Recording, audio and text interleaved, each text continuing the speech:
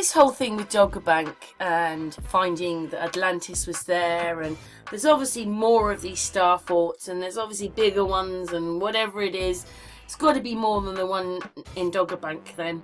But I started to look up information about tsunamis around the UK. I just wanted to know what they said.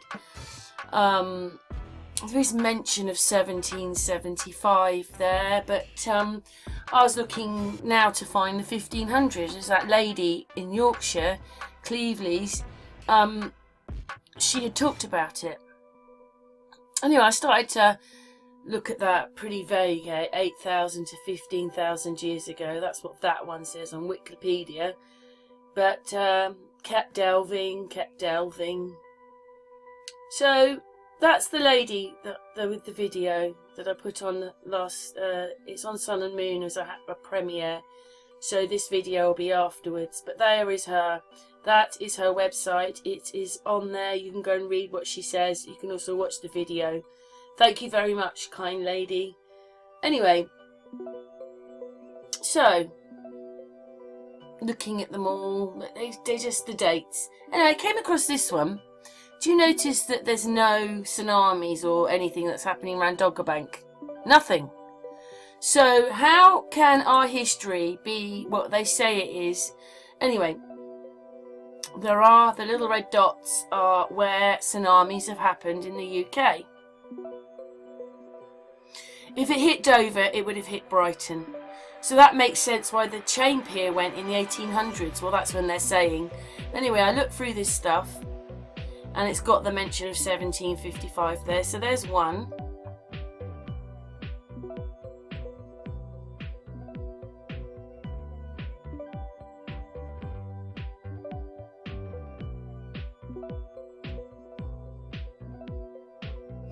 Ah, there we go. Now we're at the 1500s.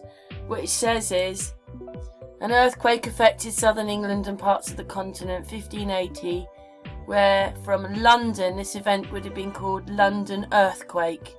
Look at that. Yeah, that might have caused the same tsunami as that lady is talking about in the video yesterday. There you go, you can stop and read these. But that's 1580. Collapse of a cliff at Dover. So Dover, London.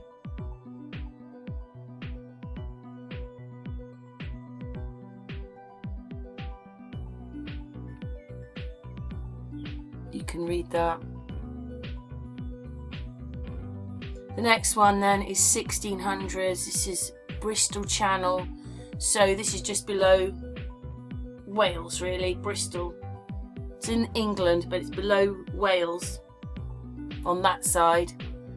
And then you've got another one, 1749, Milford Haven, Pembrokeshire, so we're talking of Wales again.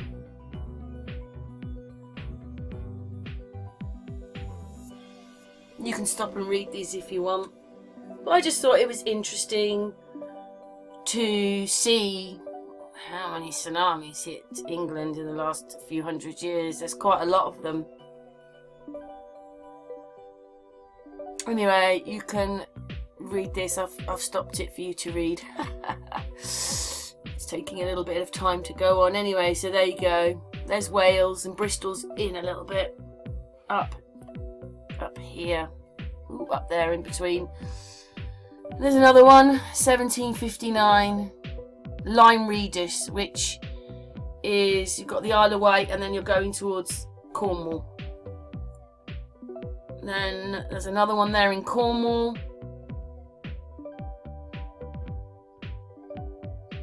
Weymouth, which is a little bit further along from the Isle of Wight, again towards Devon, Cornwall, but it's Dorset.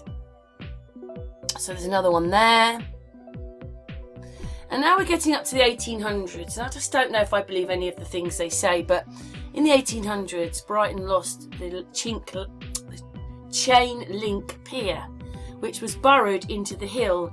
It had 18 tons of marble on it, and that one's Plymouth, another one Plymouth, and the whole thing was destroyed in the 1800s, so we're just getting up a little bit. That one's another one is Plymouth. So that's Cornwall. And then there's this one. That's Plymouth.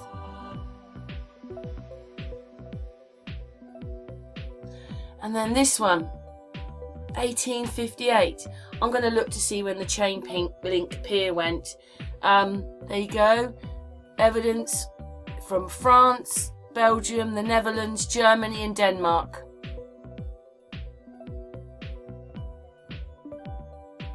Margate, Dover, Folkestone, that would have affected Brighton.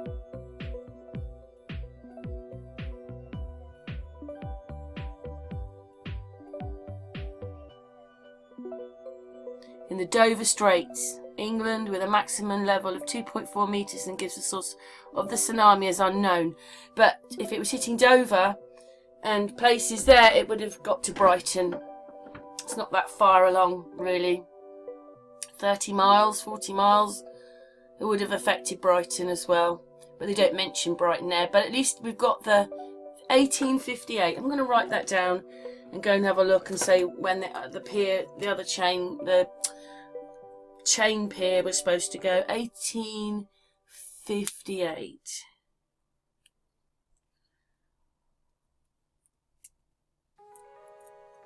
Got to get a pen that works. Finding a pen. Oh, I've got a pencil now. Oh, that doesn't even work. Oh dear, I'm not doing very well here.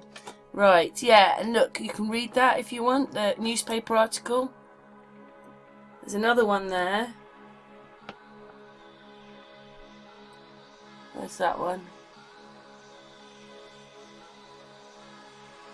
Portland, that's around Portsmouth, I think. Oh, the phone. My phone was ringing. I'm sorry about that. Anyway, the next one, that one is Colchester, so that's the Doggerbank bit. 4.6 metres. That might have covered Doggerland. Another one there, 1884.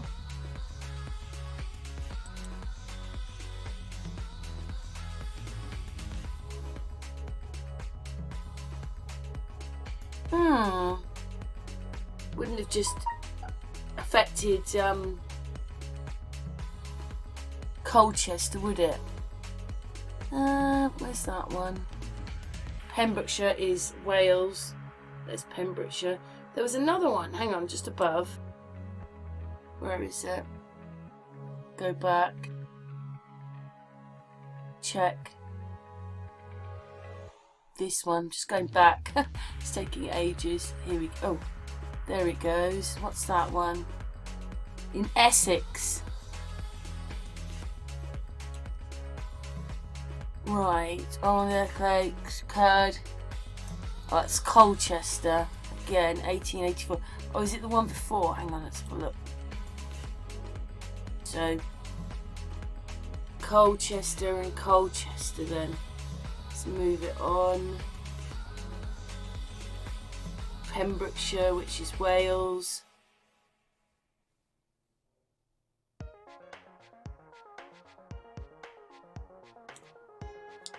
You can never ever find the same history. Not sure if there's a collapse that happened in 1911. Yes, but that one of 1850, I'm going to go and have a look and see when the pier chain went in Brighton. And then we're getting up into the 1940s, but it goes up to the 1960s, and I was quite surprised. You know, 1960s. Anyway, what I'm going to do is I'm going to see when the link chain pier went in Brighton. Look at that, Royal Suspension Chain Pier, that's what it was called. And even looking this up, it's just so difficult to find the history because it's basically got destruction date 1896 and it was opened in 1823. But well, the dates for the destruction of the chain link pier do not match in with the tsunamis, and I really think that they would have done because, you know, something like that would destroy something like that. But I didn't find what I wanted. At least I found a little bit more about things. I mean, who would have believed that the UK kept getting earthquakes and tsunamis? Not even that long ago, in the 1800s. Anyway, I just thought that I would add this to this video. It's part 3 really. Just understanding, but still can't clarify the dates because how do they know? It's not, oh, I don't know. Anyway, you get my drift. But anyway, I was looking up a bit there and I didn't find what I wanted, although it sort of said about the pier in the header bar. I didn't really, that's in there, but that's about it really. It doesn't explain, well, I wanted it to explain. But anyway, it was good fun looking. Pictures of the chain pier. That's all that was in that one. But, you know, that was so important because this pier was half of a chain link bridge. It was half of it. Shall we have a look at the picture again? So, the UK or England itself had quite a lot of tsunamis and problems and flooding, which isn't talked about properly. And then we have this beautiful pier. But you see, it's half of a chain link bridge.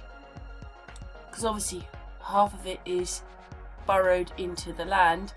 And I mean, how would they been able to have done this? This obviously had to go. Because it just shows that we were a lot more advanced than they said we were. So this is why this obviously had to go. But after this, they made bridges. So it couldn't have been this bad because they made bridges from it. This is only half the bridge, really. I know it's a pier, but this is where the suspension bridge came from, was this pier. So it couldn't have been that bad then because they've used it in bridges. See what I mean? But the whole thing went. And they said it had 18 tons of marble on the end when the ships came in. And then they went off to France. But, you know, so much of it is lies. But look at it. If this, well, I suppose there are a few pictures. There's supposed to be one there. There you go. Anyway, so we found out a bit more. England covered in tsunamis, earthquakes, and I don't believe this went like they said. This must have happened in one of the tsunamis. But anyway, thanks for watching.